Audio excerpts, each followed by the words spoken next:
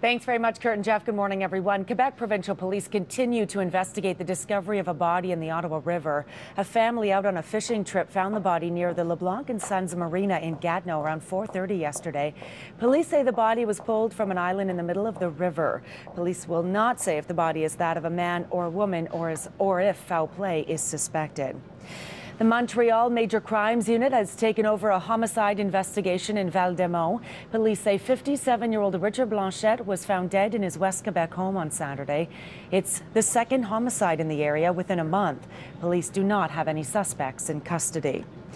Investigators with the Transportation Safety Board face a difficult task as they try to figure out why two small planes collided in midair over Saskatchewan.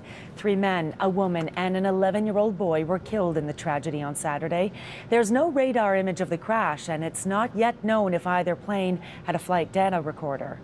He was, say, a great pilot, so Eric wasn't worried at all. That's why thought it was fine for Wade to go out with him on the flight. How did they collide? What angles were involved? Who was going where? And was one of them climbing, one descending? Is there some reason for which they may not have seen each other? Hildebrand adds it's extremely rare for two planes to collide, especially in the prairies where air traffic is spread out. And hope is fading for any survivors of a plane crash southwest of Kelowna, BC. A float plane carrying 3 people on a flight that took off from Okanagan Lake crashed and burst into flames shortly after takeoff. 3 people are believed to be dead. Emergency crews will return to the scene this morning, searching for bodies. Safety Board investigators will also head to the scene to try and figure out what went wrong. Well, you'll soon be able to reach for your phone instead of your wallet to make that purchase. Melissa Lamb is live with more on how it would work and how soon this could be a reality. Melissa. Well, Annette, this new technology means you'll still be able to pay from your credit or debit card accounts, but you can do this by simply waving your phone.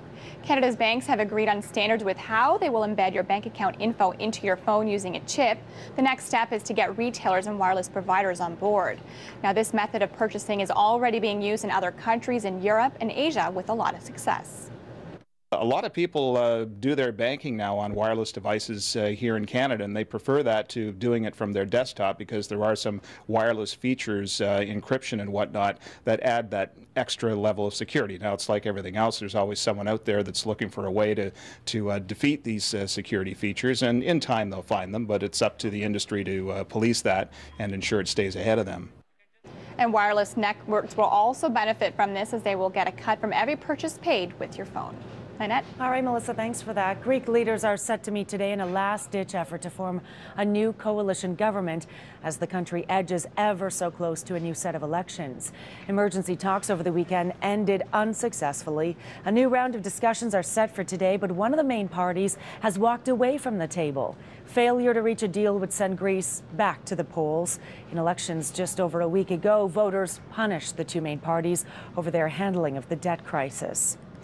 And there has been another shakeup at Yahoo. The struggling internet giant is being forced to replace its CEO over a resume padding scandal. CEO Scott Thompson is leaving the post just months after taking over. His credibility took a hit recently after it was revealed that he didn't have a degree he claimed to have. The company had been looking to Thompson to lead a financial comeback. He's now the 4th chief executive officer to leave in the past 5 years. And finally, as part of her Diamond Jubilee celebrations, the Queen was taken on a ride through some of the most memorable moments of her reign. And the RCMP was just one of the groups that took part in the equine pageant, celebrating the 250 state and Commonwealth visits the Queen has been on. Performers from Bermuda to India to the U.S. also took part. The special will air next month when the Queen officially marks 60 years on the throne.